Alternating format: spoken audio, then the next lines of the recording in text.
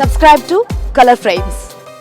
2 మ్యాచ్ల సిరీస్ లో భాగంగా సెంచురియన్ వేదికగా జరుగుతున్న తొలి టెస్ట్ మ్యాచ్ లో భారత్ దక్షిణాఫ్రికా జట్లు తలపడుతున్నాయి. వర్షం కారణంగా అవుట్ ఫీల్డ్ తడిగా మారడంతో మ్యాచ్ సమయం కంటే 15 నిమిషాల ఆలస్యంగా టాస్ వేశారు. దక్షిణాఫ్రికా కెప్టెన్ టెంబా బౌమా టాస్ గెలిచి ఫీల్డింగ్ ఎంచుకున్నాడు. దీంతో భారత్ తొలుత బ్యాటింగ్ కు దిగింది. టాస్ ఓడి బ్యాటింగ్ దిగిన భారత్ కు ఆరంభంలోనే భారీ ఎదురుదెబ్బ తగిలింది. కెప్టెన్ రోహిత్ శర్మ విఫలమయ్యాడు. కేవలం 5 పరుగులు చేసి పెవిలియన్ చేరాడు. రబాడా బౌలింగ్ లో నాంద్రే బర్గర్ కు క్యాచ్ ఇచ్చి అవుట్ అయ్యాడు. దీంతో భారత్ 13 పరుగుల వద్ద తొలి వికెట్ కోల్పోయింది. రోహిత్ అవుట్ అయిన కాసేపటికే మరో వికెట్ కోల్పోయింది టీమిండియా. యశస్వి జైస్వాల్ 37 బంతులు ఎదుర్కొని 17 పరుగులు చేసి అవుట్ అయ్యాడు. జైస్వాల్ 4 బౌండరీలు బాదగా రోహిత్ 1 బౌండరీతో సరిపెట్టాడు. ప్రపంచ కప్ తర్వాత తొలిసారి మైదానంలో అడుగుపెట్టిన రోహిత్ పై అభిమానులు భారీ ఆశలు పెట్టుకున్నారు. ముంబై కెప్టెన్సీ కూడా కోల్పోవడంతో హిట్ మ్యాన్ చెర్రీగా ఆడతాడని భావించినప్పటికీ స్వల్ప స్కోర్కి అవుట్ అవ్వడంతో రోహిత్ ఫ్యాన్స్ నిరాశ చెందారు. ఇదిలా ఉండగా ఈ మ్యాచ్ ద్వారా Bharat young pacer Prasidh Krishna test cricket లో అరంగేట్రం చేశాడు. వెన్ను సమస్య కారణంగా భారత స్టార్ ఆల్రౌండర్ రవీంద్ర జడేజా ఈ తొలి టెస్టుకు దూరమయ్యాడు. స్టార్ స్పిన్నర్ రవిచంద్రన్ అశ్విన్ కు తుది జట్టులో చోటు దక్కింది. 4 పేసర్లు బుమ్రా, శార్దుల్ ఠాకూర్, మహమ్మద్ సిరాజ్, ప్రసిద్ధ్ కృష్ణతో బరిలోకి దిగిన టీమిండియా స్పిన్నర్ గా రవిచంద్రన్ అశ్విన్ ఒక్కడిని మాత్రం జట్టులోకి తీసుకుంది.